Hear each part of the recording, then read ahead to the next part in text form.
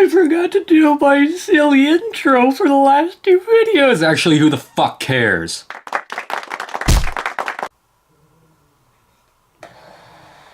I'm not able to film in my usual setup because they're downstairs. I'm going to die. So anyway, it was either going to be this or it was going to be Serenity, and I figured, why not just check this out? But right when I saw the King Arthur like friggin' thing at the beginning, I was like, I still cannot do this right now. But surprisingly, one thing I will say is that the best way to sum up this movie is its heart's in the right place. So the main character we find out is this kid named Alexander. He is the reincarnation of King Arthur, and his friend is to be Sir Bedivere. As much as I hate that setup because I want something new, it opens with introducing both of these characters. The other kid, his friend, is being shaked out upside down to get coins by these bullies.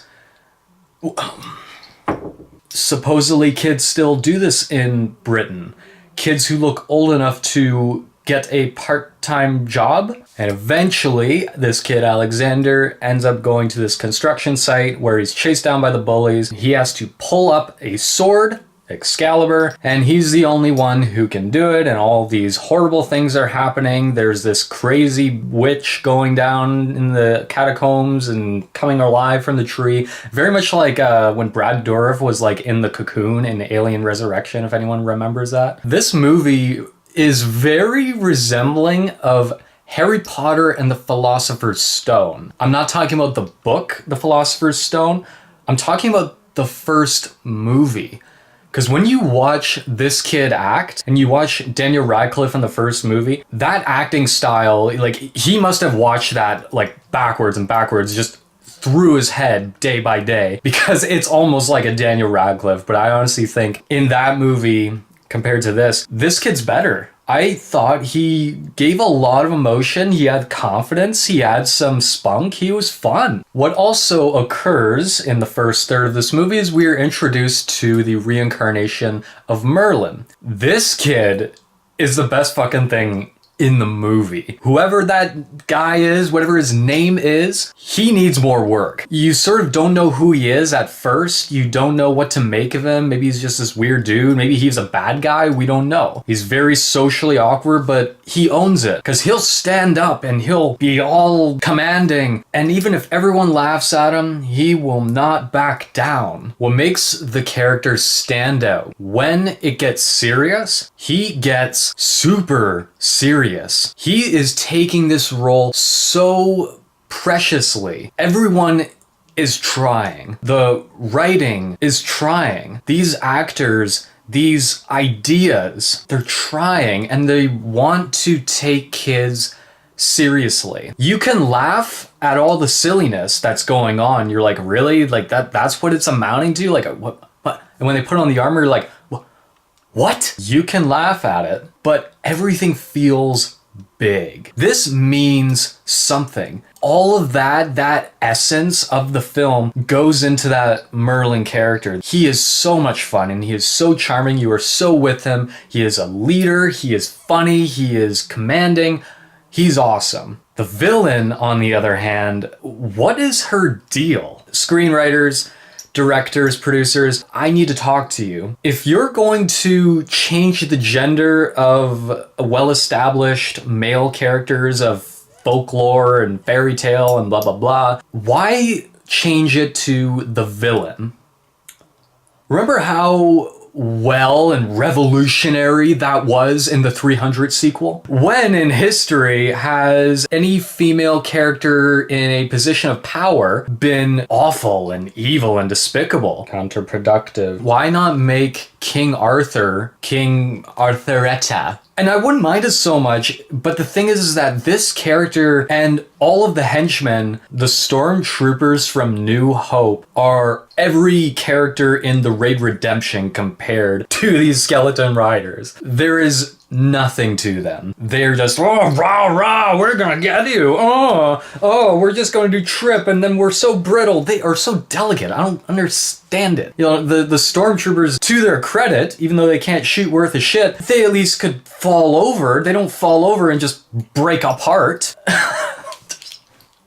And this villain, by the way, if you're gonna watch this movie, if you think there's a climax, that's the first climax. Just don't worry, because I was watching this, I was like, are you fucking kidding me? That was it? But no, something better is coming. A little bit better. But in both climaxes, this character is pretty much, oh, I'm gonna have the psychological manipulation of toying with the hero's mind. But once I turn into the big creature, rah, rah, rah, rah, and then you just have to get me with blunt force.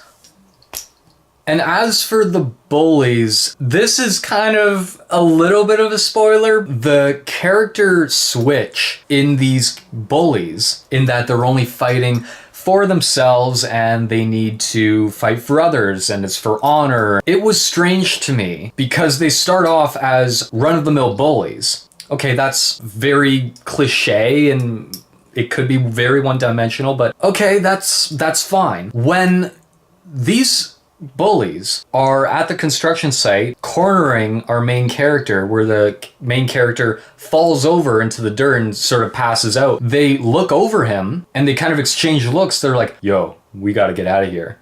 You sort of pick up that this script is trying to make these people human, but then they try to work it in that these characters, these two, need to go through an arc as they become knighted, that they need to translate it from helping only themselves to helping others. There is this one inexplicable scene. They're doing this training thing. Monstrous tree rises up and ensnares them. Our main character, the Arthur character, is like, oh, help me, save me. I need your help. The main bully goes, if you're the king, why don't you help yourself? And he snatches Excalibur from this kid while these roots are gonna squeeze him. And he's just going off. And this was a strange moment, and it's resolved very poorly. It's where they're just going through the water. They kind of have a fight. They break Excalibur, and then they have to see the hand in the water, again, from the Arthur folklore. All of a sudden, everything is resolved. They kind of do their I'm sorry's, they sort of get Excalibur back, and then they're back in unity. What I'm getting down to is that we're going from these bullies, who their function as a bully is, we're seeing that they're kind of a real person. When they kind of exchange looks, they're like, yo, we gotta get out of here. Because they're like, this is what some kids do. They just toy with kids. But then they have to work in this bullying element into this arc, this inner conflict, and they don't know what they're doing. These writers, they don't know how to make this situation, appropriate. It's like you didn't need them to go through that. That's not what they were about. Might have something to do with the theme, but that's not who they were. They were humanistic. You showed us, and then they are just, this is your motivation. This is your struggle. It's a little strange to me. The parent and the son relationship, okay, at first, one of the worst cliches you can ever do. A parent who recently lost their spouse is doing all they can to make ends meet. They are struggling, but they are working hard. They got the bags under their eyes, and all the kid does is mope and bitch and moan at this parent, and they say, it's like you never wished he was there. You don't even miss him anyway. It is such piss poor storytelling. It really just drives a vein up my dick and somehow inverts it. How they handle what happens is honestly possibly the best reveal in the movie. And I'm not gonna give it away. It has something to do with, because he never knew his father, sounds familiar, where his father gives him this book that is based on, the King Arthur story, and it's signed by him. And that's all I'm gonna say. What they do with that book, what they reveal about the father, it is so heartbreaking, and it is done for the most part professionally, smoothly. The mother and the son really try in these scenes. And again, that applies to the strength of this film, that it is really trying to give you something that is good and that is fun, but is also has a deeper meaning, and these things mean something. And that's a lot what this film came off to me as, is that it felt ingrained in reality enough, but it's still in a childish perspective. It has that kind of family channel, Disney Channel sort of vibe about it, the way they talk. There's that childish, nonsensical reality sort of thing where you have these characters who can do these crazy things, but it's like, wow, that is freaking awesome. Like, this is the stuff, you know, you would dream about as a kid. You know, you would have like the whole school, when the whole school gets in on it, it's a lot of fun. There's a lot of goofy moments, but there's a lot of good stuff in here if you take a look at it. And everything feels like we're not going to give you a half-ass thing here. We're not going to give you a C- product. We're going to give you a C+.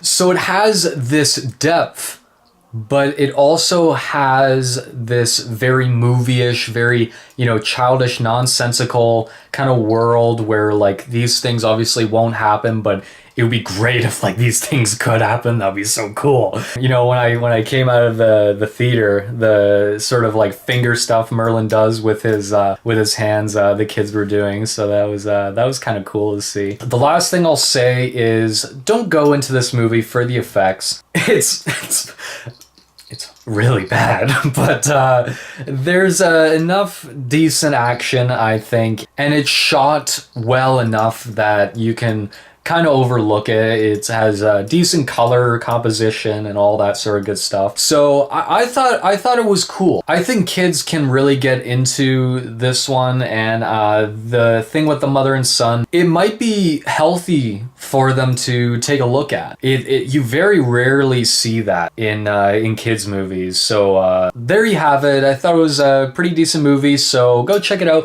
Who are we? Who are you? I'll see you next time.